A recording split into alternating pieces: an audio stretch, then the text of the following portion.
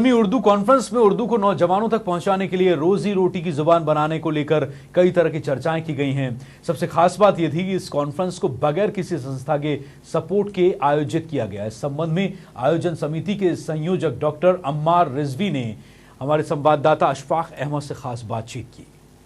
आलमी उर्दू कॉन्फ्रेंस 2 दिन के लिए लखनऊ विश्वविद्यालय में आयोजित हुई। उसके ऑर्गेनाइजिंग कमेटी के चेयरमैन हमारे साथ हैं अम्मार रिजवी साहब। डॉक्टर अम्मार साहब, पहला सवाल ये कि इसकी ज़रूरत कैसे महसूस हुई आपको कि यह आलमी उर्दू कॉन्फ्रेंस की जाए? देखिए, मैं पिछले साल 29 मई को जर्मनी गया था।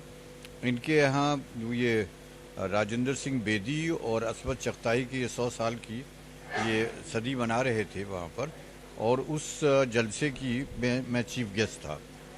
जब मैं वहाँ पर गया तो मैंने देखा कि जर्मनी में लोगों में कितना उर्दू जानने के लिए कितना एक उमंग है, उत्साह है, और वो लोग जानना चाहते हैं कि उर्दू क्या है, उर्दू कैसे, कहाँ से शुरू हुई, कहाँ पढ़ी जाती है, कैसे पढ़ी जाती है, कितने लोग हैं। और जो जलसा हुआ था उसके अंदर ज़्यादातर नॉन मुस्लिम्स थे। 15% लोग जो थे वो मुसलमान होंगे, 85% लोग जो थे नॉन मुस्लिम थे। उसमें सिख भी थे, ईसाई भी थे, ज़्यादा तादाद हिंदुओं की थी, और दूसरे लोग भी थे। तो मैंने आरिफ साहब, जो इसके चेयरमैन हैं उर्दू अंजुमन के, जिनकी कोशिशों से बर्लिन में और जर्मनी में उर्दू को फ़रोग़ भी मिला और उर्दू को उन्होंने पहचानवाया भी, तो उनसे मैंने कहा कि एक लखनऊ में एक बैनुल अक़वामी दर्जे की सतह की मेयार की एक कॉन्फ्रेंस होना चाहिए जिसमें आप लोग भी आएँ और वहाँ पर हम लोग उर्दू के बारे में कुछ बात कर सकें। तो ये आइडिया, एक तरह से ये ख्याल जो था, ये वहाँ से आया। फिर यहाँ पर जब हम आए तो इसको पहले जाड़ों में हमने रखा था और वो मौसम बहुत अच्छा था। उसमें हमने वज़ीर आला से भी दरख्वास्त की थी, वो राज़ी हो गए थे कि वो आएंगे।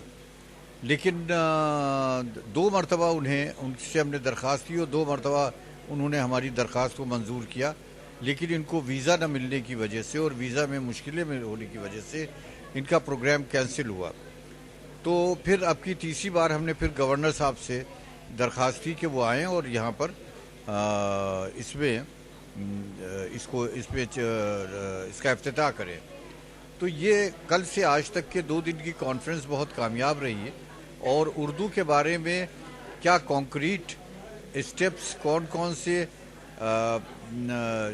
जो जिसे कहते हैं कंस्ट्रक्टिव स्टेप्स उठाने चाहिए, वो तय हुए। और इसमें कल जो हमारे गवर्नर साहब हैं राम नायक जी, उन्होंने बहुत ही पॉजिटिव बातें कही और उन्होंने कहा कि उर्दू के बारे में आप लोगों को एक बाकायदा चार्टर ऐसा बना के देना चाहिए कि आप हुकूमत से क्या स्टार्ट करते हैं। इत्तेफाक से उत्तर प्रदेश में उर्दू को दूसरी सरकारी ज़बान बनाने का जो बिल था, वो 1982 में जब विश्वनाथ प्रताप सिंह यहाँ के मुख्यमंत्री थे, तो जगन्नाथ मिश्रा जी से बातचीत करके और यहाँ पर सदन में पेश करने का फ़ख्र मुझी को हासिल था। और मुझी को ये भी फ़ख्र हासिल था कि जो कांग्रेस के जो मिनिस्टर्स ने जो मुखालिफत की थी, उसका जवाब भी मैं सदन में दे सकूं, और मैंने ही दिया था इस मामले में। तो जब हुकूमत की बात आती है तो आप ये समझ लें कि बगैर हुकूमत के आप रोशनी जो है, बिजली खुद नहीं पैदा कर सकते। आप स्कूल और कॉलेजेस के अंदर कोर्सेज, टीचर्स जो हैं वो खुद नहीं प्रोवाइड कर सकते। आपको जब गवर्नमेंट में आप टैक्सेस देते हैं and it's a welfare government, तो बहुत सी चीज़ों के लिए आपको गवर्नमेंट के ऊपर डिपेंड होना पड़ता है, आपको हेल्थ सर्विसेज के लिए होना पड़ता है। हद ये है कि पानी जो है पीने के, उसके लिए भी होना पड़ता है, रोशनी के लिए होना पड़ता है। सारी दुनिया की एजुकेशन जो है उसकी जिम्मेदारी हुकूमत लेगी, क्यों नहीं उर्दू की जिम्मेदारी हुकूमत लेती है। ये जो आप बातें करें, जो सवाल आप उठा रहे हैं हुकूमत से, इसके लिए जो बातें होती हैं, बार बार बातें होती हैं, इस तरह के सेमिनार्स में हम लोग भी देखते रहते हैं, लेकिन हुकूमत तक ये बातें नहीं पहुंचती, या यूँ कहें कि एक गैप बना रहता है, या हुकूमत तक पहुंचती है तो उस पर अमल दर्ज नहीं की थी। आपको क्या लगता है कि इसकी वजह क्या है? नहीं, मैं बताऊँ आपसे, हुकूमत में हम लोग बहुत दिन रहे हैं। मैं कांग्रेस का हूँ, इस वजह से कह रहा हूँ। हम लोग जितने दिन हुकूमत में रहे हैं उतने दिन तो अभी लोग करीब सोच भी नहीं सकते हैं। हुकूमत तक भी बातें जाती हैं, लेकिन हुकूमत में कुछ अफराद जो होते हैं वो सुनी और अनसुनी कर देते हैं।